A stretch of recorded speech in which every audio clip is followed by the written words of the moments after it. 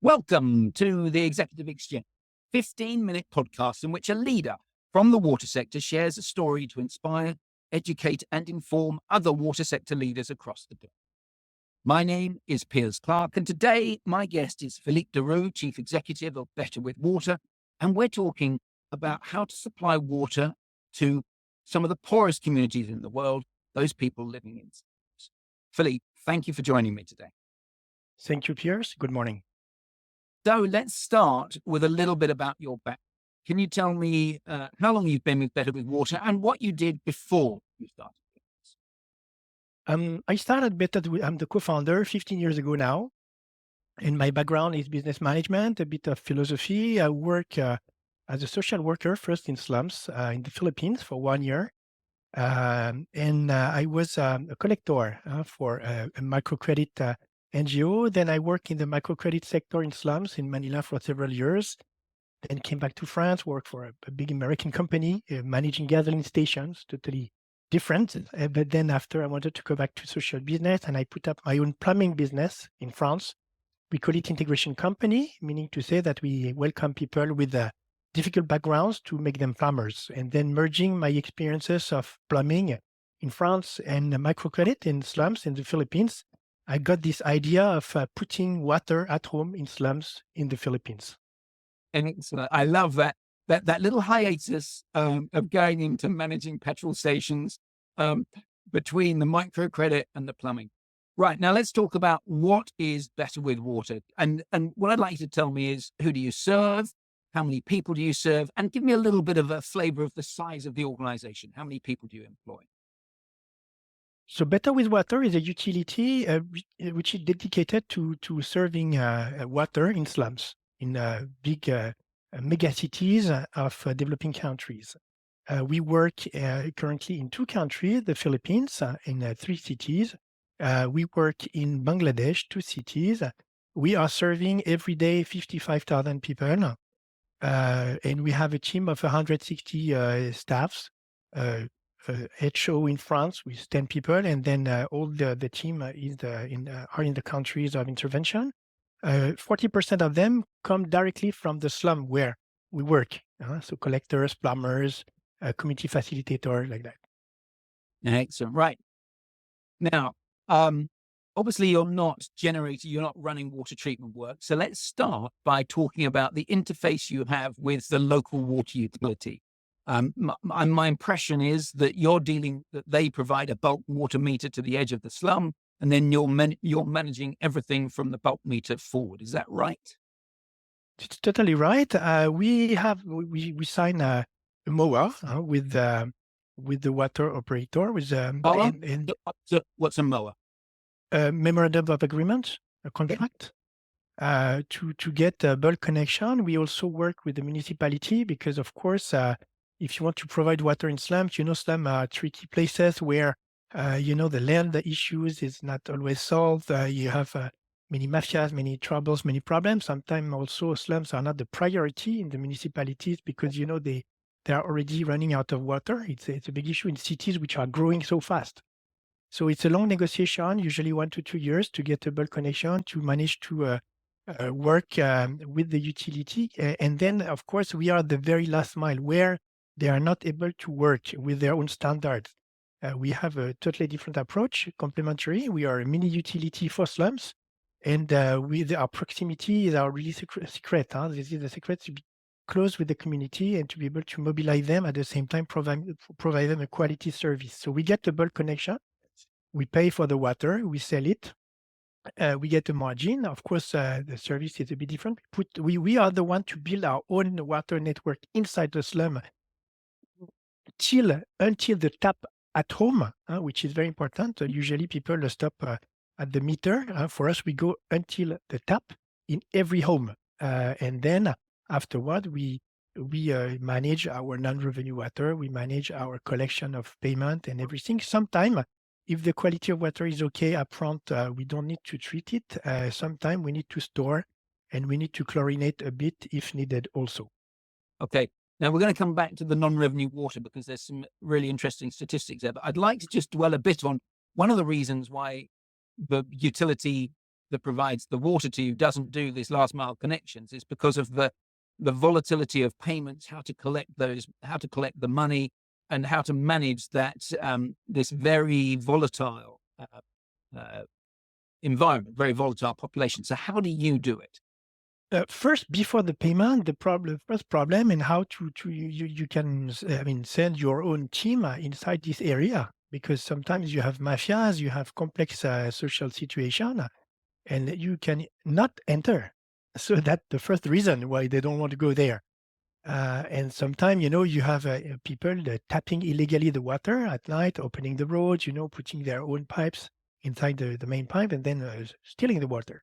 That's the situation. So of course, they are not so welcome usually. So that's why they like us to be the Well, intermediary. I don't see why you would be any different. They'd still see you as the Because we have first a big smile, and second, this is our job. This is our knowledge. Is social mobilization is key.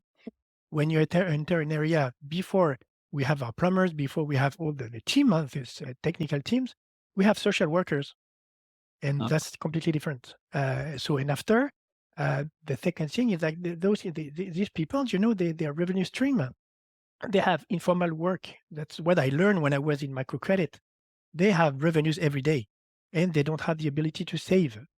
So if you don't collect every day, if you're not at door to door with the proximity, with they know you, they trust you, then you cannot manage to collect. So a utility, classical utility, water operator cannot do that. They cannot collect every day, and they cannot mobilize socially an area. It's really a different job, and we don't blame, of course. It's just different. And just to be clear, when you say every day, you literally mean someone is knocking on the door saying, today's charge is these few cents, and it's done on a fixed fee, or because there aren't meters in. There are meters, and it's we have meter readings every day or every week. It's step by step, according also to the need and to the ability of each family. So it's also tailor made, huh? And so we yes, definitely, that's the same way I did it for microcredit. We do the same for water, meter reading every day, every week, according to the family, and then collection of payment every day or every week, door to door, with a collector from the area going there. And just to be clear, so there's a meter on each of the properties within the slum. We have a cluster meter because we also design something which is also very, I think, adapted to the life of slums to avoid illegal tapping. So under cages, we were the first one to do that for water meters. We group them, and then after you have all the pipes going to the houses, so the meter reading is done on the cluster cage. Well, I think this is now going to help with my next question. Oh, actually, no, before I get to talk about non-revenue water, what happens if someone says, I'm not paying? What do you do? The first thing is, since there is a good relationship with the collector, usually most of the time, and it's, there is this proximity. They don't pay one day, they pay the day after, something like that. We know them very well, so it's okay. If not, they get very fast. The key secret is really to be fast. They get very so that they don't increase their unpaid bill. So they get a disconnection notice, okay, after a few days, like 3-4 days, and then if they don't pay, the day after we cut and we turn off the meter, okay, and they cannot access it because it's under a cage. And then when we get the payment, usually 1 or 2 days after, we open also very fast. This is the secret, because most of the time for big operators, they will close the meter after 1, 2, 3, 4 months. So the unpaid bill, they cannot recover anymore. And then they will open again after 1 month, something like that. So they will tap it illegally again. So the secret is really to be fast. Okay. There's a lot of learning there that could be taken, isn't there? Now let's talk about non-revenue water, because typically in slum communities, non-revenue water is very high, not because of leakage. It's usually because of illegal connections and theft. You've got some impressive statistics on the systems you're running. Can you just share those statistics and talk me through how you achieved it? So yes, it's true. The previous situation is that we have high non-revenue water because of illegal tapping of wells, but also because of leaks. It's leaking a lot, uh, most of the time in the drain, by the way, which is very dangerous. And also the design is not properly made. So it's leaking. There is illegal water, tapping. That's mainly the cause of non-revenue water, which is sometimes 80%. I'm thinking about 80. So Yep. this is huge, of course. So the first, when the water operator will make a contract with us, and they have one client uh, paying on time and no more non-revenue water and increasing sales. So it's really a win-win contract, definitely. What we do, we've designed a network where we have sub-meters, we have cluster cages, we are there every day. That's also the key. The plumbers are plumbers. We have a team of plumbers usually, but by the way, they come from the area. They are trained, but they come from the area of intervention, so they can intervene very fast. We also have a very, very efficient software, which allowed us to see also very fast, since we have also often some meter readings, and we of course are checking our non-revenue water almost every week. So it allowed us to see where are the potential leaks. So it's also the same way for payment. We need to be fast also to react fast when there is a leak, which is most of the time a little leak, something like that. But also, since I did 10 years, I was I had a plumbing company for 10 years. I cannot go into all details, but I was very strict the way we put our connectors, the way we design to avoid a potential leak, or Get it, else if we get have it a first. connector. Get it Yes, first rather than revisiting. Yeah. exactly. So for each connector on the ground, we have a GPS point, like that. So we know also where are the potential, leaks. And then, of course, if we see that sometimes people are illegally tapping, we of course talk to them and remove that very fast. Okay. All right. So what I'm getting the impression of, there's quite a few very unique problems around the volatility of payments, but there's also some unique problems to slum communities. And there's also you're managing some of the issues that larger developed country type utilities would be common with, like non-revenue water. Are there any other aspects that you think, bearing in mind we're coming to the end of this this podcast, any other aspects you think it would be good to share here?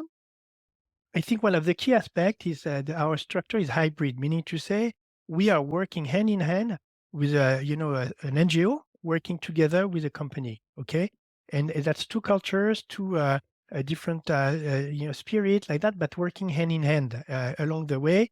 And usually, our contract with the water operator is 15 years. So and it's very key to have this both sides to be able to enter this kind of area. Next.